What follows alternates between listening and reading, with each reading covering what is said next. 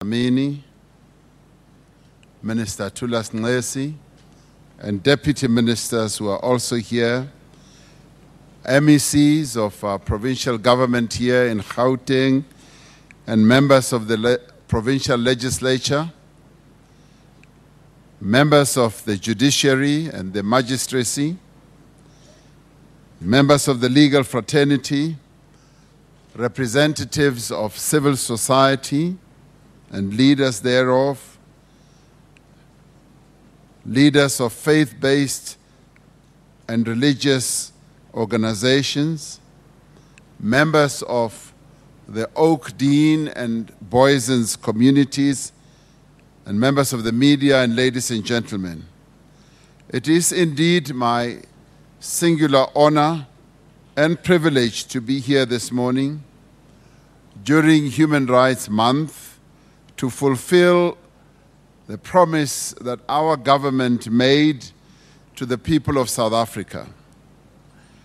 We solemnly promise that we will take firm and decisive steps and act very, very swiftly to eradicate gender-based violence and femicide in our society. We have embarked on a journey of doing precisely that in terms of seeking to keep that promise. Right here today, we are turning the tide of doing precisely that. The character of a country can be judged by how that society's most vulnerable people are treated.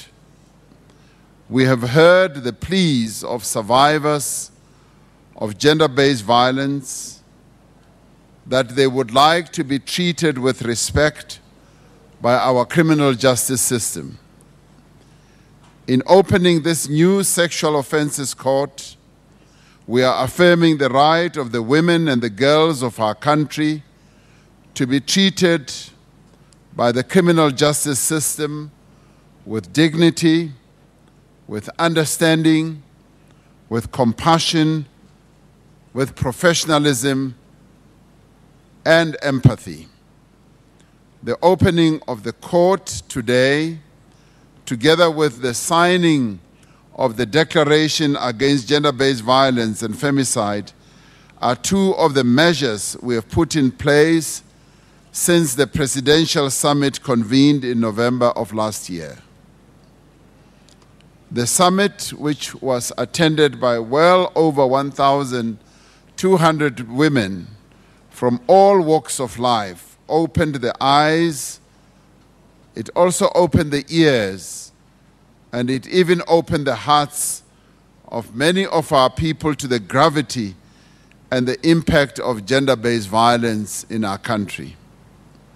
Since the summit, we have seen the rise of mass-based social movements that has embraced both women and men from across racial, cultural, religious, political, and socio-economic divides. They have been united by one common cause: to see an end to gender-based violence. We've gathered here today as representatives from across society, from women's organizations, from faith-based and community organizations, and from the legal and law enforcement fraternity. As a nation, today we are making a bold and unequivocal declaration that we refuse, as the people of South Africa, to yield to and to accept gender-based violence. This is a practice that must be obliterated from the face of South Africa once and for all. We will not allow it to steadily consume our people, to erode our dreams of a stable and peaceful society in which all have equal rights and opportunities, regardless of their race, their gender, their sexual orientation, or even the circumstances of their birth. Today is a special day in that we will be signing the Declaration against gender-based violence and femicide, and by doing so, we are essentially saying, as a collective, that the scourge of women abuse has no place whatsoever in South Africa. And it should have no place also in our homes, in our places of work, in our churches, in our schools, and on the streets of our townships, on the pathways of our villages, and also in our cities and our towns. Human Rights Month gives us cause to reflect on how far we have come as a nation in entrenching a human rights culture across all sectors of society. Our Constitution, as we all know, as well as our Bill of Rights, is one of the most progressive constitutions in the world.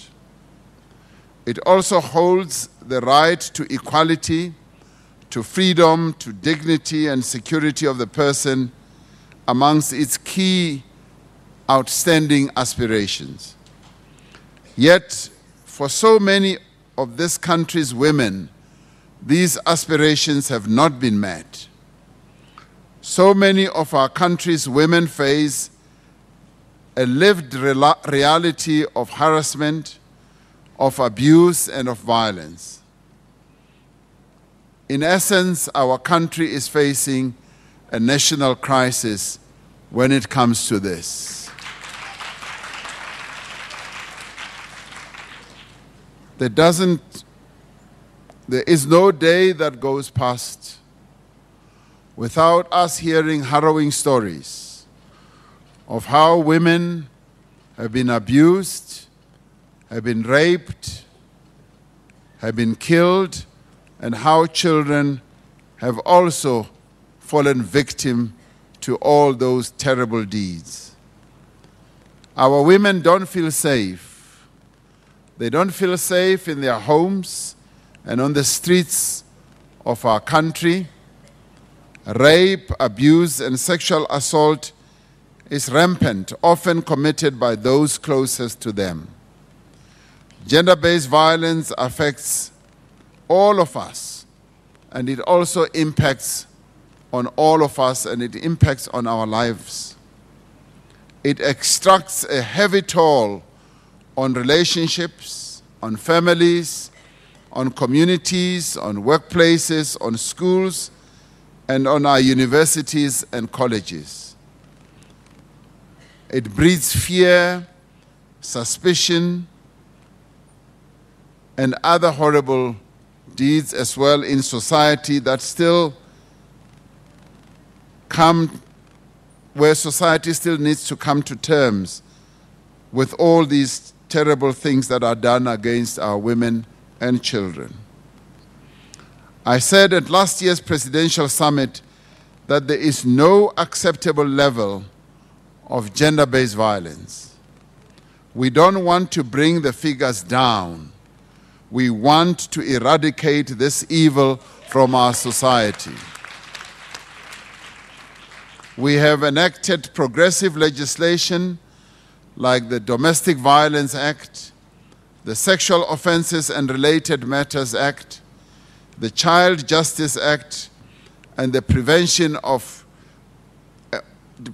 and Combating of Trafficking in Persons Act, to name but just a few. We need serious introspection as a nation. However, as to why our laws are still failing to adequately protect vulnerable women is something that we need to introspect on. We have to ask why, despite the resources that we have dedicated to combating this problem in the criminal justice system, do survivors feel that our law enforcement system and our courts are victimizing them all over again.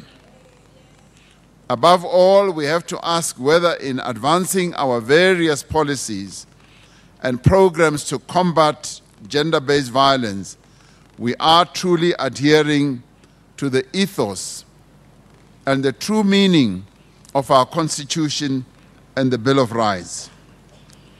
Across a number of other areas of our people's lives, such as access to courts, is something that many people feel they do not have. And yet access to courts is a fundamental human right. It facilitates the protection of our rights as people, such as the right to equality, to privacy, and to dignity. It is therefore fitting that the signing of the declaration is taking place here, where we are launching the 84th dedicated sexual offences court that we have established as a government since 2013. The existence of the court is an indication of higher reporting rates and the confidence from the community that such support services work.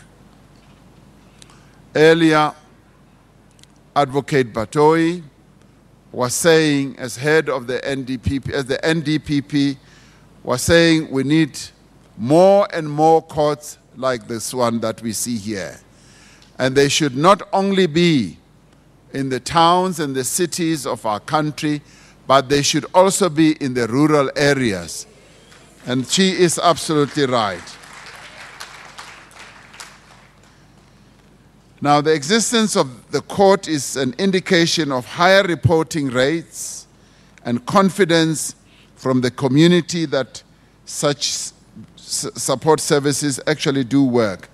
At the same time, the fact that we have over 80 such courts, 84 to be precise, is also an indication of the grave extent of sexual offenses in our country, and it is a sad indictment of our society. Advocate Batoi told me that up to 30% of the cases that they have to deal with as the NPA are offenses that have to deal with abuse of women and children. This is very sad.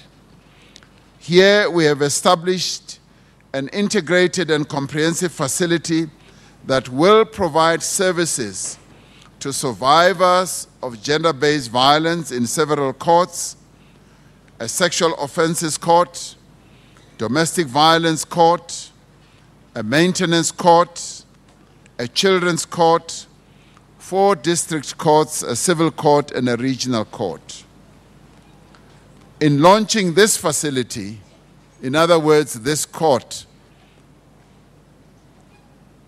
we aim to put an end to the secondary victimization of survivors of gender-based violence. According to some research, only 1 in 9 cases of rape are reported in South Africa.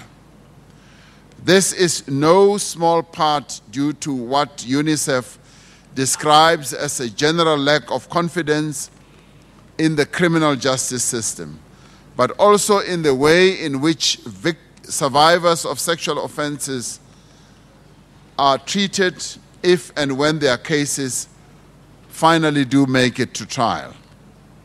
This court or this facility is geared towards providing a safe and comforting space that protects the rights of the survivors of gender-based violence and also protects their dignity.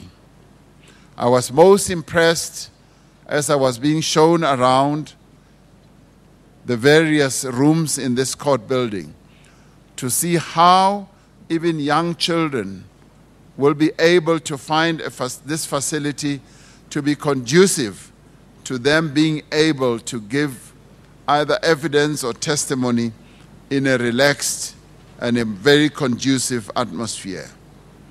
This will enable the effective handling of gender-based violence cases to ensure that the victims do finally see justice.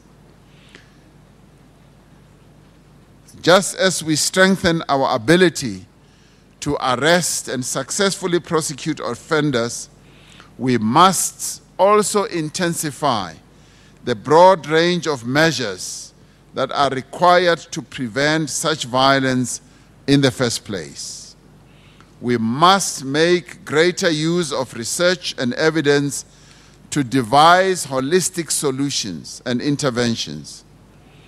We must introduce life skills training for our young people that focuses on building respect in relationships, gender equity, and strengthening communication and other relationship skills.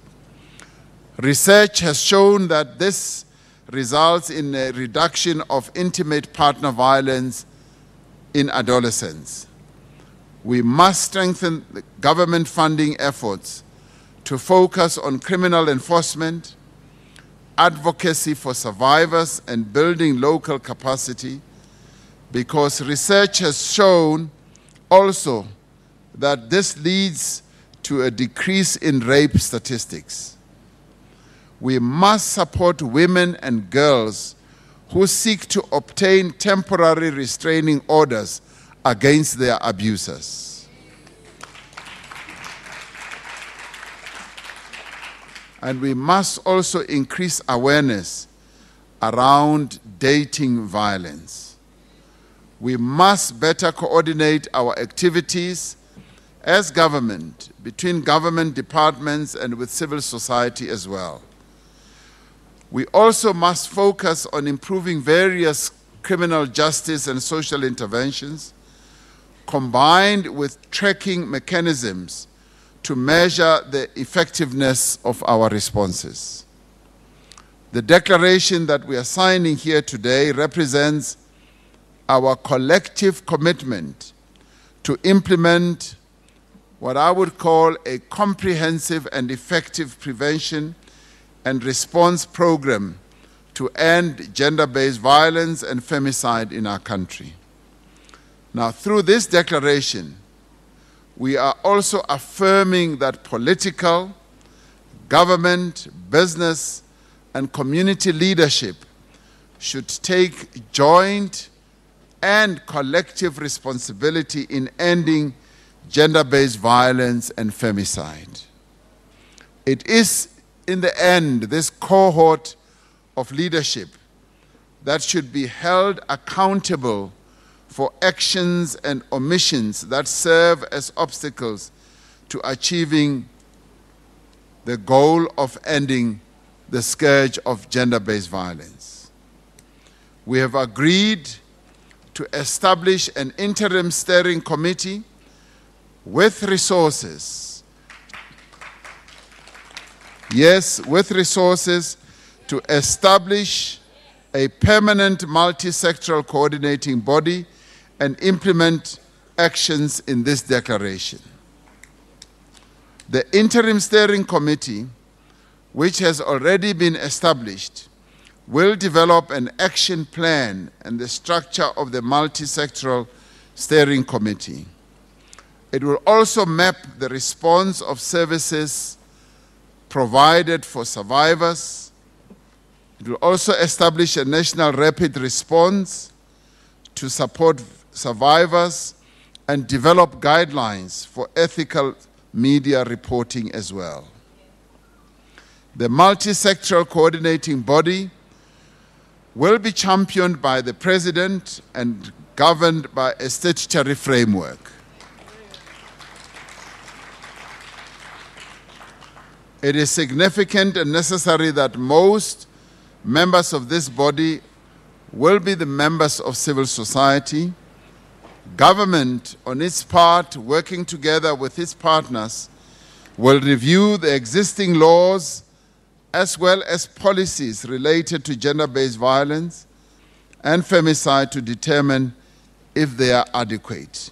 And this is where working together is going to have to come to the fore so that collectively with organs of civil society, with government, we should be able to look very closely at our existing laws and see whether they still have efficacy and effectiveness in dealing with this scourge. In particular, we will finalize outstanding legislation such as the Prevention and Combating of Hate Crimes and Hate Speech Bill and the Victim Support Services Bill. We will work with all stakeholders to develop policy around the decriminalization of sex work.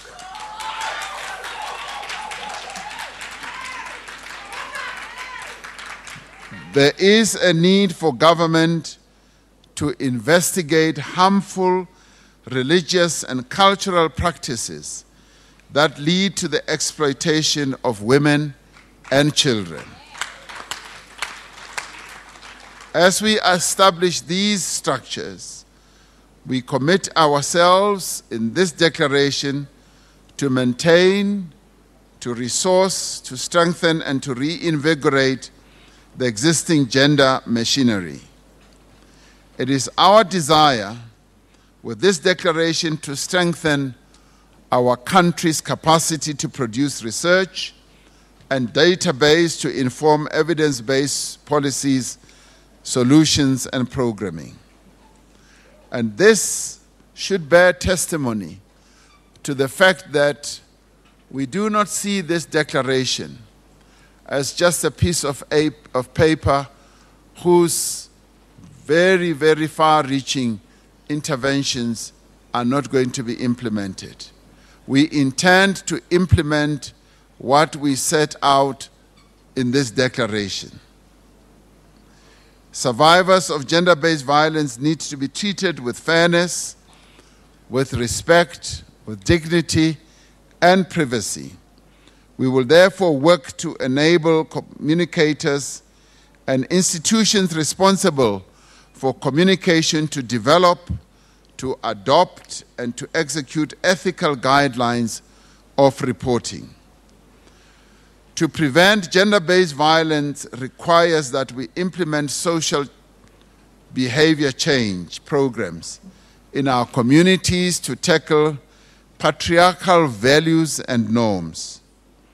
We must target people who can influence attitudes, behaviors, and practices that promote gender-based violence. Through this declaration, we aim to ensure that our economic development model also takes into consideration non-gender conforming people and other marginalized groups, such as people with disabilities. Having regard to the adoption of the summit declaration by the delegates of the Presidential Gender-Based Summit, and having agreed that this declaration is in the end the embodiment of priority actions setting a roadmap to a South Africa free from gender-based violence and femicide, and as envisaged in the National Development Plan, and also having acknowledged that this declaration is an affirmation of intent. Now, we are all sitting here because we want to witness and we want in the end to embrace this declaration that we are going to sign today. Now, in my capacity as the President of the Republic of South Africa, I therefore proclaim that this Presidential Summit Declaration against gender-based violence and femicide is hereby assented to and signed on behalf of the Government of the Republic of South Africa.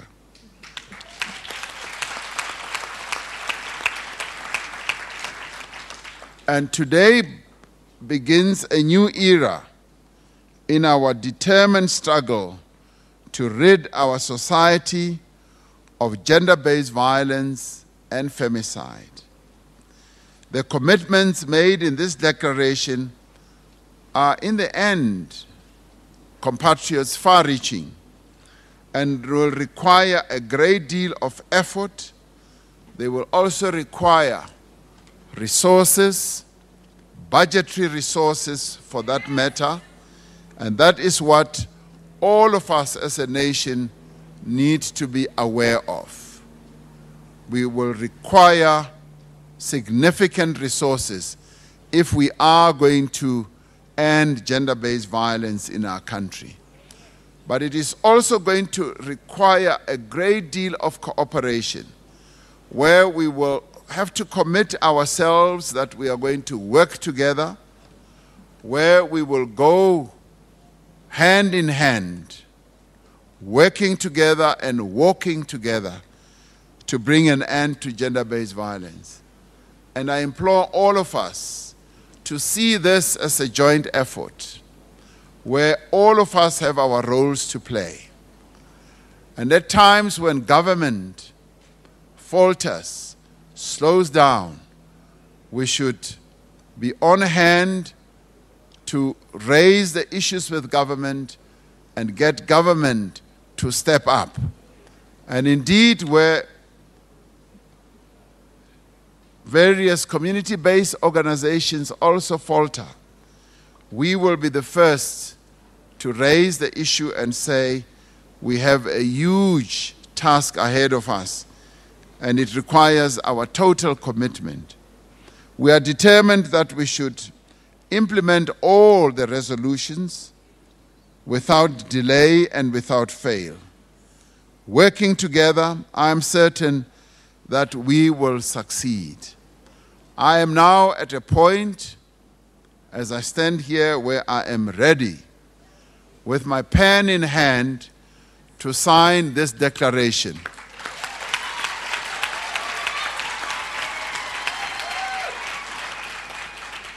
The question I would ask is that, are we also ready to sign this declaration, but not only to sign, but to adhere to what is set out in this declaration and to see the declaration implemented? That is the question that I pose, because as for me, I am now going to sit on that table and sign the declaration to show our determination. Thank you very much.